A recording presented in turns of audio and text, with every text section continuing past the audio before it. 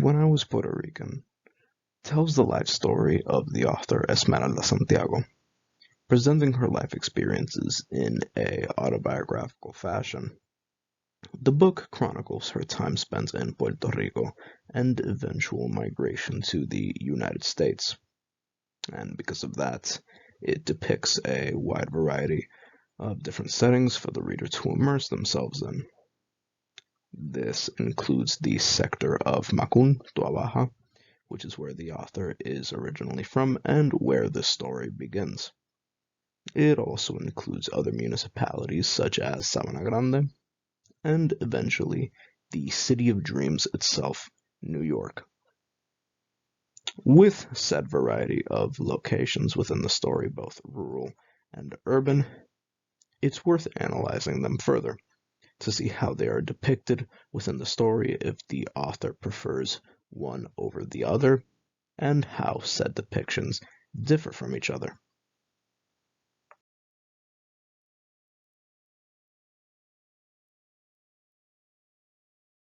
One of the most effective ways of delving into a setting, fictional or real, is through the lens of its native inhabitants. The term Jíbaro is essential to When I Was Puerto Rican, one that is used quite frequently, and because of that, we must first learn its meaning, origin, and use within the story. Now, according to Merriam-Webster, a Jíbaro is defined as a Puerto Rican small farmer, rural worker, and laborer of the mountainous regions. They are considered hardworking country folk who live pretty simple lives as self-subsistence farmers and caring for their families with what little they had.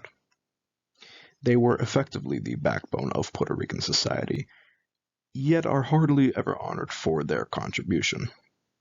Now, the last definition is arguably the most important since it is the one which is used the most within the story, right? Which is the use of Jíbaro as a derogatory term, specifically for a native Puerto Rican whose socioeconomic status is below middle class, rural, and uneducated.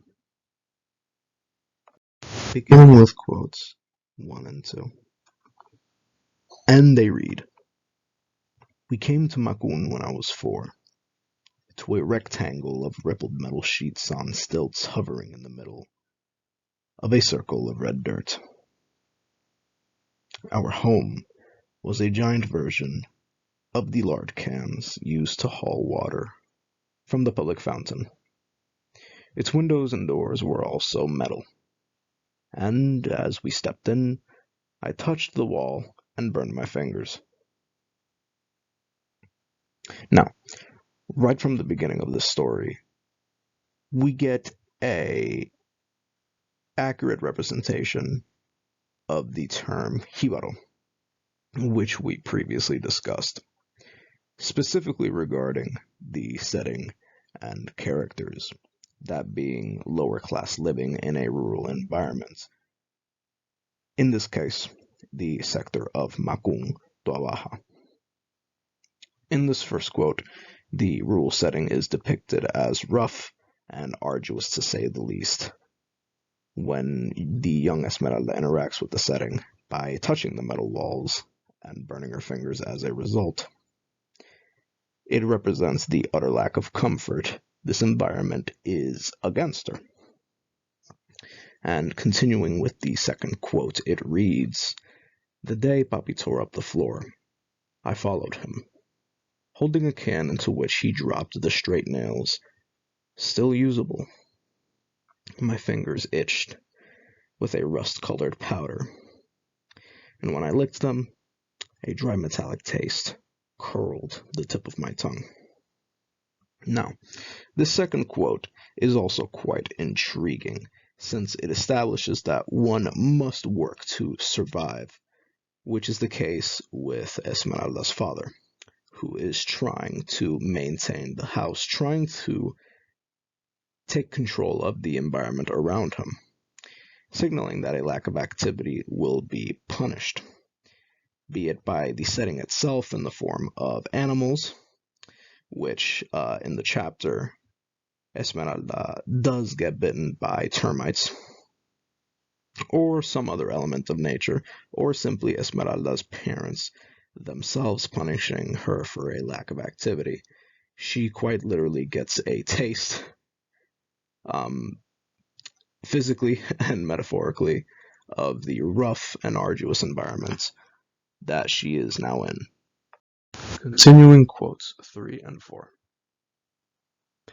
And they read, although the songs and poems chronicled a life of struggle and hardship, their message was that Jibaros were rewarded by a life of independence and contemplation, a closeness to nature coupled with a respect for its intractability, and a deeply rooted and proud nationalism. I wanted to be a Jibara more than anything in the world, but Mommy said I couldn't, because I was born in the city, where Jibaros were mocked of their unsophisticated customs and peculiar dialect. My own grandparents, whom I was to respect as well as love, were said to be Jibaros, but I couldn't be one, nor was I to call anyone a Jibaro, lest they be offended.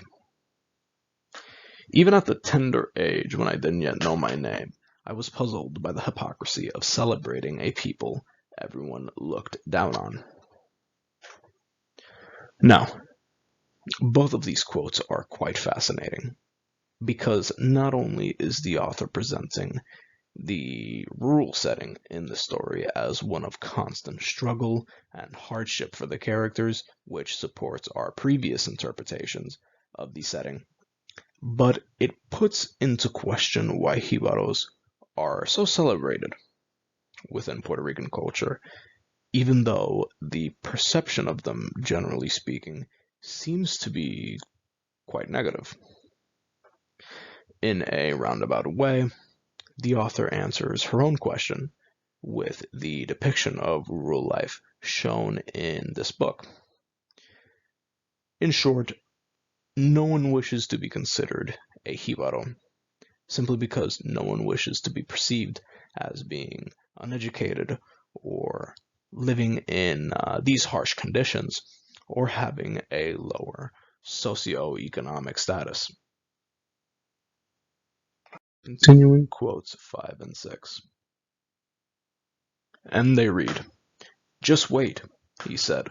Once you're in New York, you'll become a regular teenager Americana. I'm not going to New York.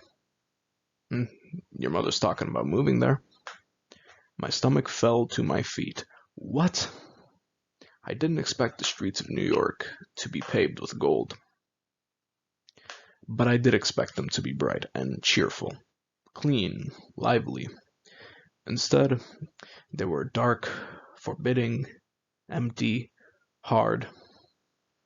We stopped in front of a brick building. Here, too, battered trash cans were chained to a black lamppost. Only these were filled with garbage, some of which had spilled out and lay scattered in puddles of pulpy hash. The depictions of the settings grow ever more intriguing. Now that we're switching over to an urban environment, instead of merely favoring said urban setting over the rural setting, depicting New York as the vibrant metropolis where dreams come alive, its depiction is arguably worse than the rural setting. This is because, as presented in the first quote, the main character, Esmeralda, has a deep-rooted connection to her rural home in Macun, which she has developed throughout the story at this point. She is a Jibara, and she is emotionally attached to her home, even if it may seem bad, even if it's difficult to live in. And she disapproves of being separated from it. On the other hand, New York is presented as this other, an antagonistic force taking the form of a repulsive location, according to Esmeralda, which is to be cautious of, if anything. One could even interpret the second quote as being Esmeralda directly projecting her negative perception, her negative feelings of New York onto the environment around her. Now, what occurs in these two quotes is a switch-up of sorts. Originally, the rural environment was depicted as harsh, but since Esmeralda developed an emotional attachment to it throughout the story, that ultimately changes. And especially now that she's removed from that environment, she sees it, she remembers it with rose-tinted glasses as something more positive, even though it had flaws of its own. And now she perceives this new, unknown environment as something negative instead. So, if anything, later in the story, the author, Esmeralda, tends to prefer the rural environment, the rural setting, instead of the urban setting. And that was my presentation. Thank you for your attention.